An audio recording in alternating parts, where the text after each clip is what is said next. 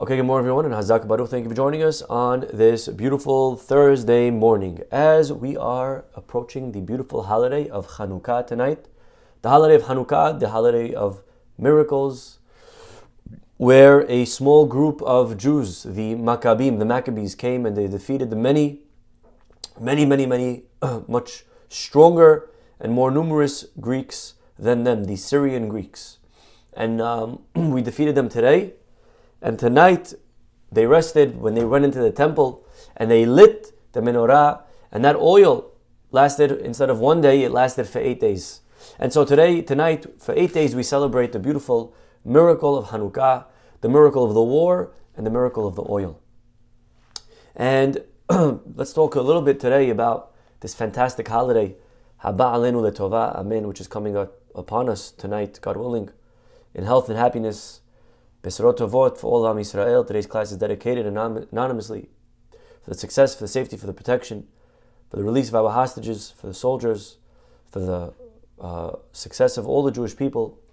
We should all be zochet to miracles, whether it's in our marriages, in having children, in finding shidduchim, in refuah shlema, all the miracles that we all need, and there are so many. We should be zochet to miracles. B'mehera b'yameinu, amen. My friends, there is a fascinating midrash, and I want to share with you an essay over here from Rabbi Bernstein.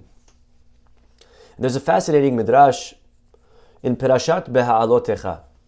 If you remember, and it's actually one of the things that we're going to read on Hanukkah. We read about on Hanukkah, we say Halil Shalem, we say the full Halil, and as well we read a passage from the Torah. Okay, and if you open up your Chumash, your Sidur, I'll open it up over here as well.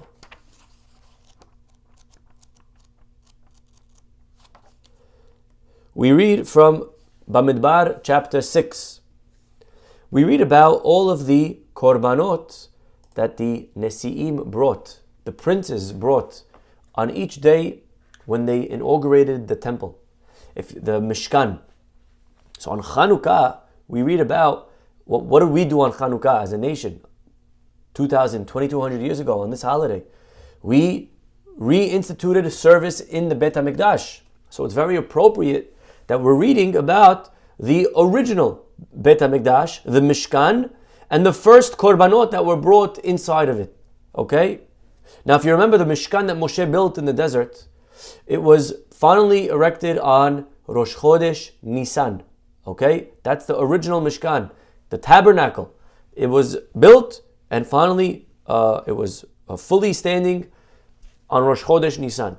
And on that day, for the next 12 days, we brought korbanot. Every tribe, their prince, their representative, would bring another sacrifice, another offering.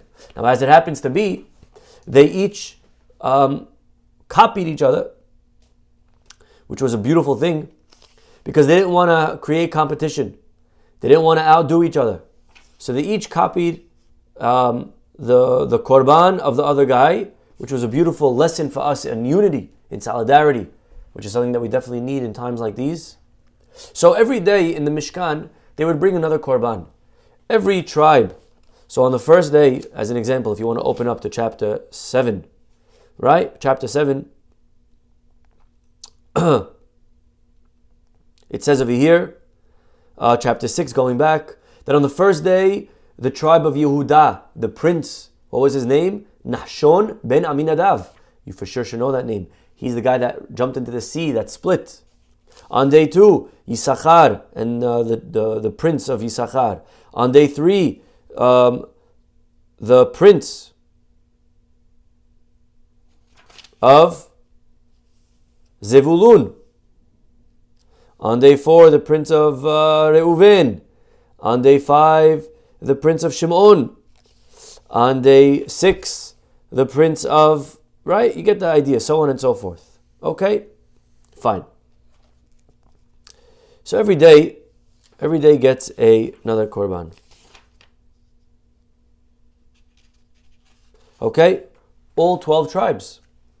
Now, it's very interesting. Okay? Right? You have the tribe of Gad, you have the tribe, all the tribes over here are brought down. Okay? Please look at chapter 7 in the book of Numbers, in the book of Bamidbar. Okay? Now, there's one tribe that didn't bring Korban. Okay, take a guess. You can write it down. Give it a couple of seconds. Which tribe did not bring a Korban?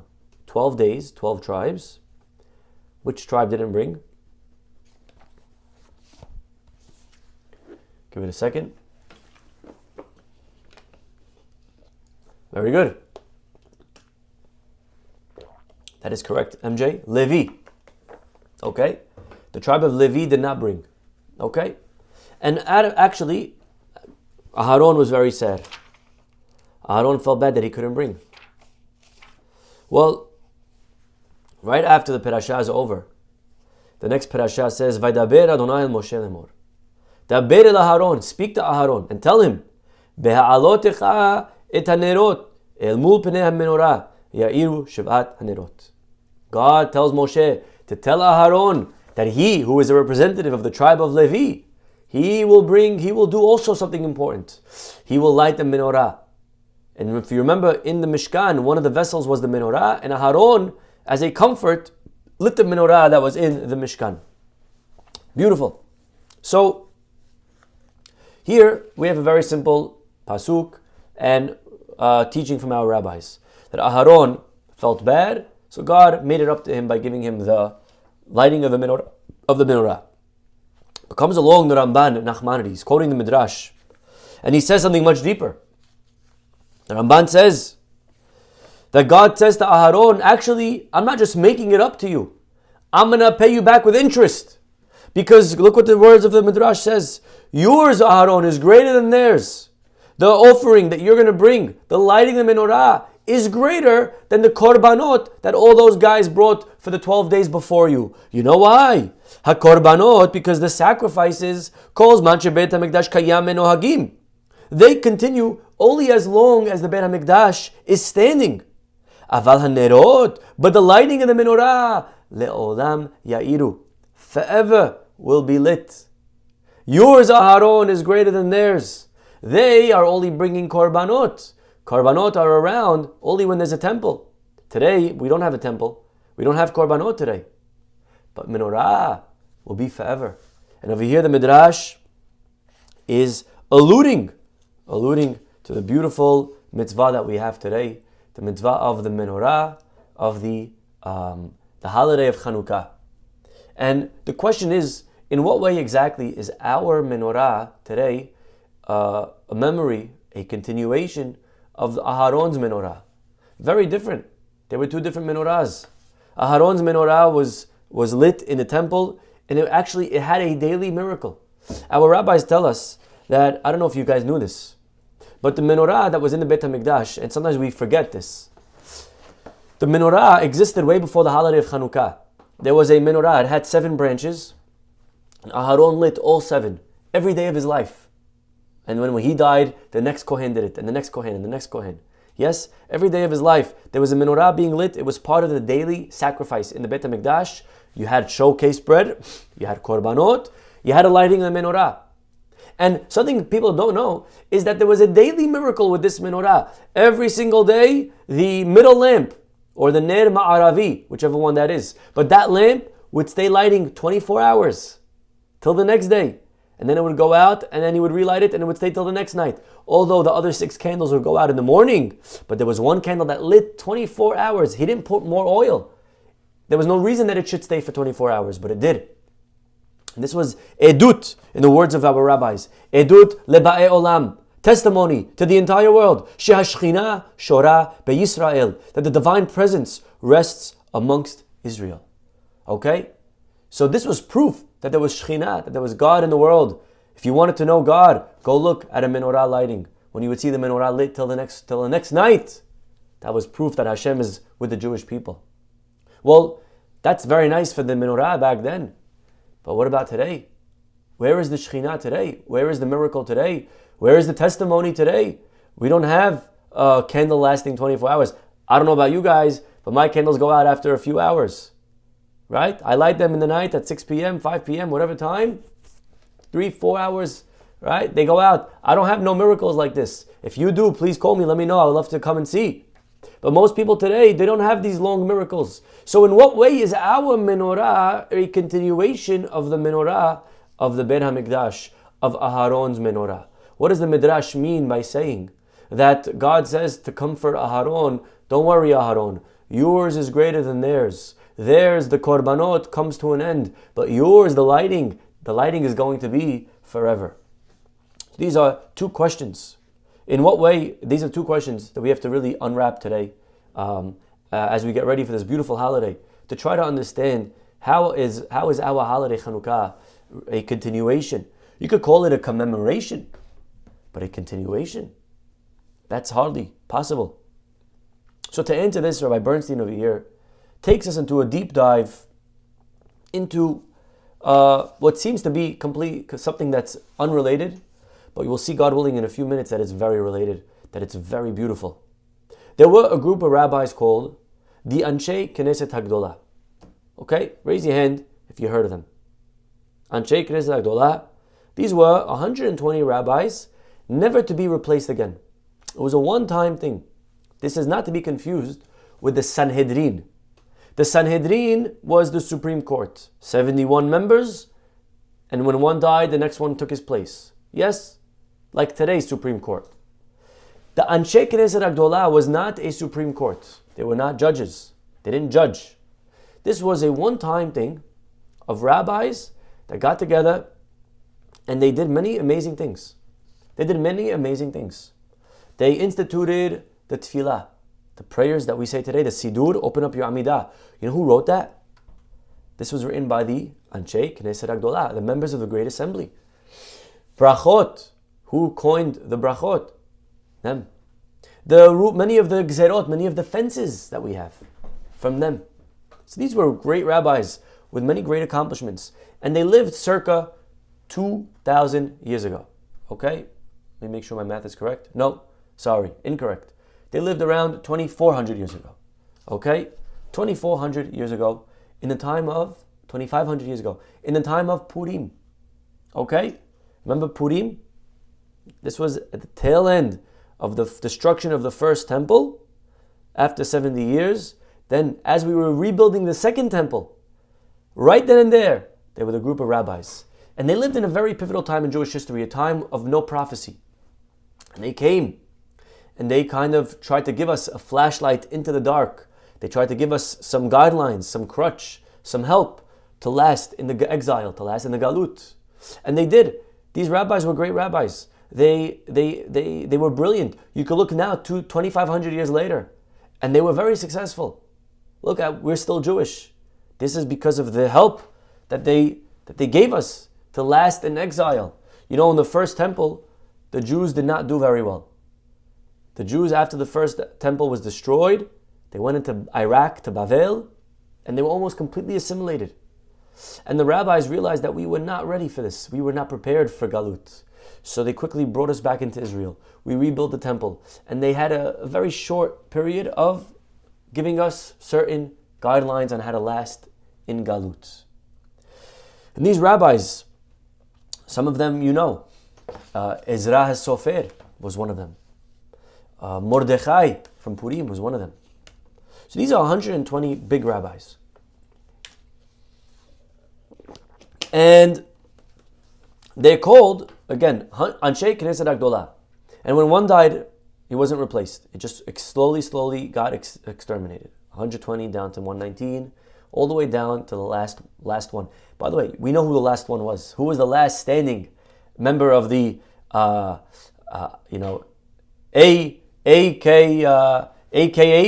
Anshe Knesset Hagdolah? The last member was Shimon HaTzadik. Shimon HaTzadik.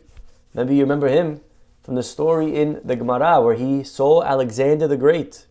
And Alexander, when he saw Shimon, he stood up for him. He said, every time I go to war, I have this fellow in a white, in a beard, who leads my army in battle. And it's this man right here, Shimon HaTzadik. And I win only because of him.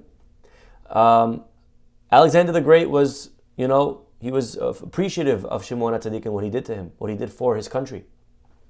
So be that as it may, this is the members of the Great Assembly. Now, why are they called this name? Members of the Great Assembly. Anshei Knesset HaGdola. Well, this was again during the Second Commonwealth.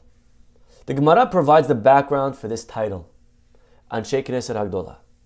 Lamma nikra sheman. Why were they called the members of the Great Assembly? She'echziru atara leyoshna. Because they restored the crown of glory to its original luster. Why? Originally, Ata Moshe, when he gave the Torah, Moshe, he gave God the title of Ha'el, Hagadol, Hagibor, V'Hanora. Moshe's title he gave to God was the great, powerful, and awesome God. Okay? Gadol, Gibor, Nora. Gadol, great, Gibor, powerful, Nora, awesome. That is the title Moshe gave God. Beautiful title. Came along a few generations later, Yirmiyah. Yirmiyah came and he said, Nochri mekarkerin behechalo. When you have heathens, when you have goyim that are just croaking around in his sanctuary, you call that awesome? Aye norotav. How is that awesome? Where is his awesomeness? I'm sorry, says Yirmiyah, I have to disagree. I don't think we could say today that God is awesome anymore. And Yirmiyah removed the word awesome. If you think that's bad, came Daniel, another rabbi, and he said, when you have goyim mishta'bedim bibanav, when the goyim are subjugating his children, ayeg vurotav, where is his strength? God is strong, but we don't see it. So he took it off, and he canceled the word strong. Unbelievable. It's amazing. These were rabbis. And they were saying, God is no longer strong. We don't see it. God is no longer awesome. And they removed those words. Atu inhu. But then, after a couple of, maybe a few decades or scores, Atu inhu, they came. Ve'amru, and they said, Adrabat, quite the contrary. Zohi gvurotav, I see his strength. Shekoveshet yitzro, because he controls himself. God is patient. Really, God could wipe out the goyim in a second. You want to know where is his strength? Opposite. I see strength much more here. Because he could wipe him out and he chooses not to. He controls himself. Like our rabbis tell us, the real strong one is the one who controls himself. Or as Ammon said in Schindler's List, right? Or maybe as Schindler said to Ammon. I don't remember the scene so well. Right? But he said to him, you know what's real power? Real power is to say, I pardon you. That's power. Power is that I could kill you, and I choose not to. So God could kill the goyim, and he chooses not to. That's his strength. Not only that, you want to know, where is his greatness? Where is his awesomeness?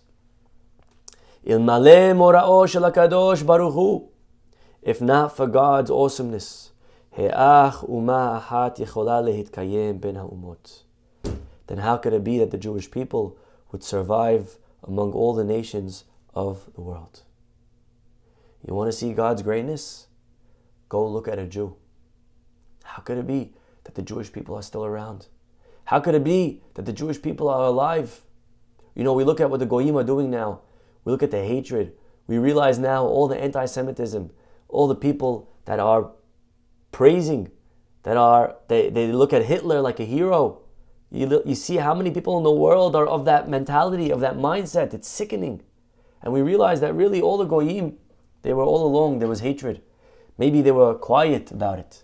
But anti-Semitism, hatred, is always, unfortunately, for the Jewish people. And we're seeing it today very loud and clear. But we have to realize, my friends, that anti-Semitism, Sinat Israel, hatred of the Jewish people, is not something new. This is actually what we're seeing today, relative to history, is very, very small. Yes, it's hurtful what's going on, and it feels like it's a lot, but relative to Jewish history, we've seen so much worse, so many worse amount of deaths, many worse types of people. We've seen Chemlinikis, and we've seen Hitlers, and we've seen inquisitions, and we've seen crusades and pogroms. We've seen much worse numbers much worse than this that we're seeing today. It feels like a lot, it feels big. It's 1,000, 2,000. Historically, there was so much worse anti-Semitism going on in the world. And bechol dor vador, in every generation, they stand up and they try to kill us. Ve'hakadosh baruch hu matzilenu miyadam. And God somehow protects us. Try to take a sheep and put him in a pack of wolves. What do you think will happen? How long do you think till there's nothing left of the sheep? Yeah? How long? How do you put one Jewish nation amongst 70 that are ready to kill it? And we are still here. Not only as Jews, but the same Jews, the same culture, the same religion, the same values. The same values. As many times as we've been oppressed and everything. We are the ultimate OG victim of history. There is nobody that can wave the victim card more than us. And we are here. And so the Anshe Knesset Agdolah, they said, listen, that's his greatness. His greatness is that we're still here. And that's the title that they have. Anshe Knesset Agdolah. The fact that they reinstituted the word Gadol, Gibor, Venora, that we say in the Amidah. They put it back in. When they wrote the Amidah, right there, right in the beginning, they wrote, Ha'el, Hagadol, Hagibor, Ve'hanora. They wrote it, these rabbis. They didn't delete it, they didn't cancel it. They put it front and center right in the first sentence of the Amidah. They were saying to Yirmiyahu, they were saying to Daniel, I'm sorry to say, but you guys were wrong. And the question, obviously, we have to just for a second understand, is what was Yirmiyah and Daniel thinking? How could these great Nevi'im, how could they be so blind? How could they not see what the Anshe Knesset Agdolah saw? But the answer is that the prophets, they made decisions based on their prophecy. Rulings, halakha, was decided based on what they saw. That's what a prophet does. He sees. Chozeh. Now, who's greater, a prophet or a chacham? When prophecy ended, the chachamim took over. The rabbis of the Great Assembly, they weren't prophets, they were chachamim. And who's greater, a prophet or a chacham? And in a way, you could say a prophet is greater because he can access things that wisdom can't. But really, the opposite is also true. And the chachamim, using their intellect, using the rules, using their mind, they were able to tap into things that even the eyes can't see. You know, sometimes the eyes are limited. Sometimes you can't see something. Sometimes you can't make sense of something. Sometimes with my eyes, I can't see it. The Nevi'im were limited to rule based on their eyes. If I'm only using my eyes, I don't see God's greatness. If I'm only using my eyes, I don't see God's awesomeness. Because there are heathens in the sanctuary. There are Jews being oppressed. The Chachamim, though, they came and they said, that's all true, but only if you're using your eyes. But there's something greater than eyes. There's the mind.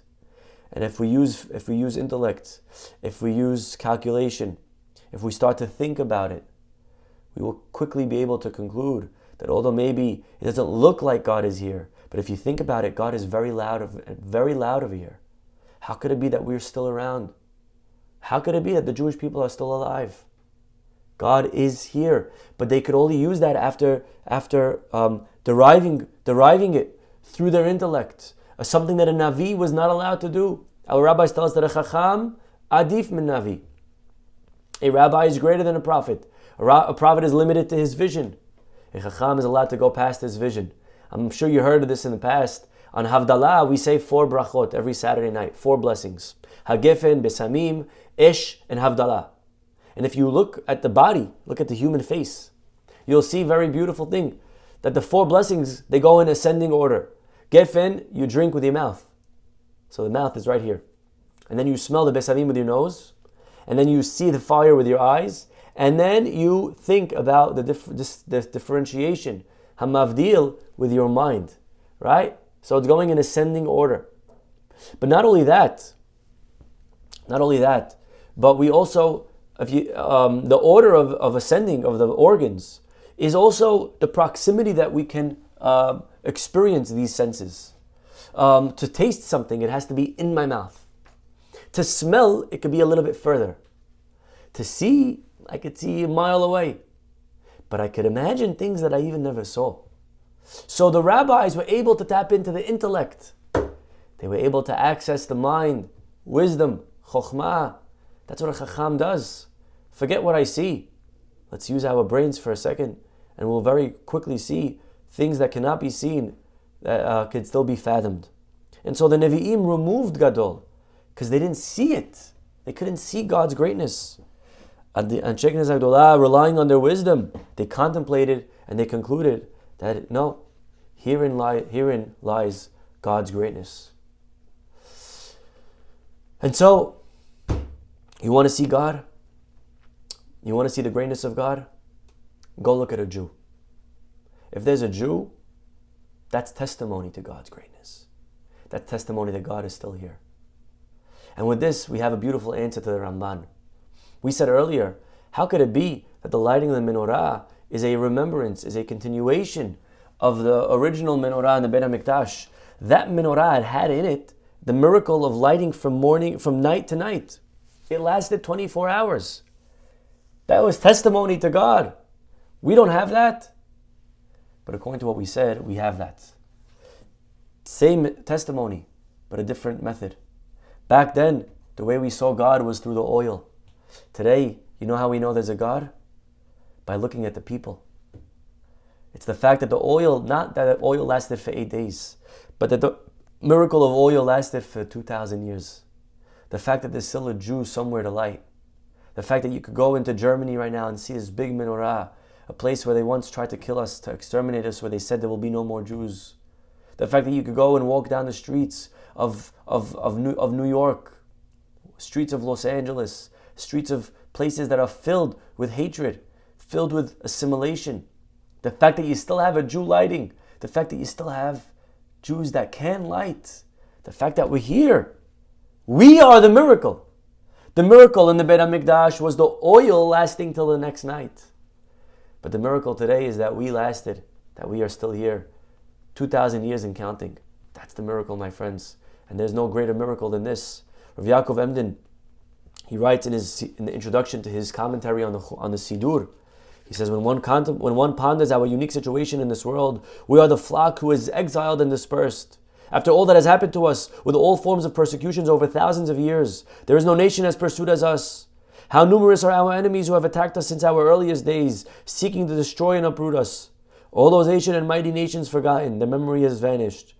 Their designs have been nullified, their shadows have passed. While we who cleave to Hashem are alive here today, together with our Torah. What will the wise philosophers say to all of this? By my life I declare, when I reflect on these wonders, they exceed in my estimation all the miracles and wonders that Hashem performed for our forefathers in Egypt, in the desert, in the land of Israel.